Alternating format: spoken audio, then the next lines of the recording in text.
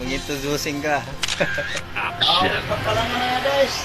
Eto, napadalaw ako rito kay brother ko eh. Eto talaga matagal ko na itong kasama si Paring Nilo kasi talagang ito, lahat ng mga kalokohan. Ito, magkasanggaan na kami. Matagal ko na kasama yun sa trabaho. Siya rin na nag-ano sa akin na mag-content ako, mag-vlog ako. Kaya ito, sinubukan ko rin.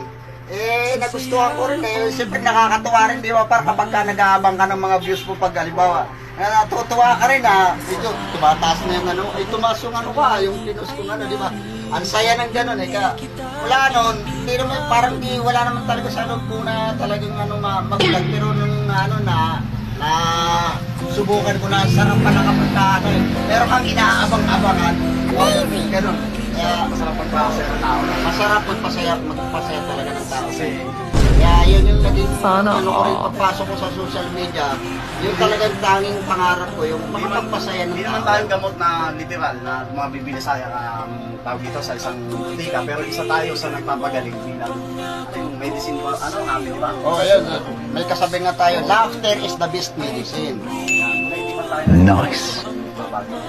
Hindi naman tayo literal na gamot. Pero mas higit pa isa sa gamot. Kasi yung pagpapasaya ng tao, napakalaking bagay niyan. Yung makapagpasaya ka. Hindi ka lang nakapagtanggal ng stress, halos nakadugtong ka rin ang buhay. Halos nadugtungan mo rin yung buhay ng tao. Kasi di rin na nakakapagpasaya tayo. Doon rin, nakakatanggal rin tayo.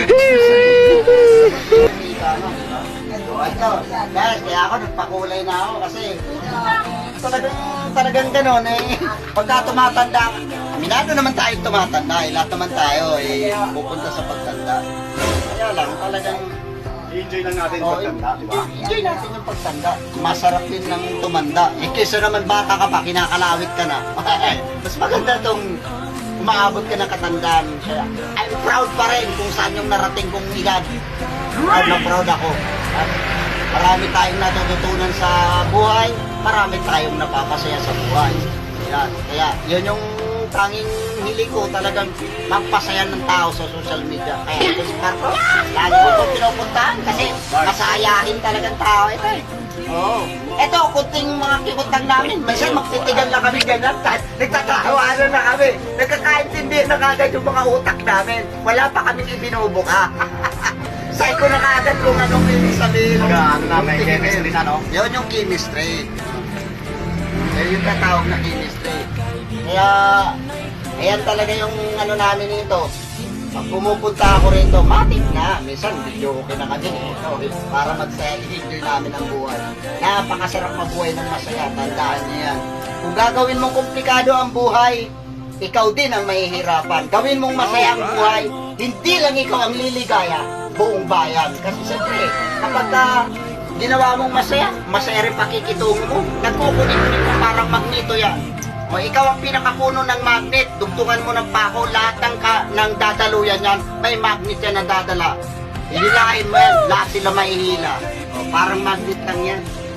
Ganun yung pinakakulitin. So ayun lang guys ang masasabi ko muna. Ay pasensya na kayo, nakaubad ako kasi siyempre mainit pagkatapos nagpagupit ako. Nahihiya ako kasi kulang man ako sa kaseksihan, pero Sana naku, karilay pa rin ako ito, gaga kayo.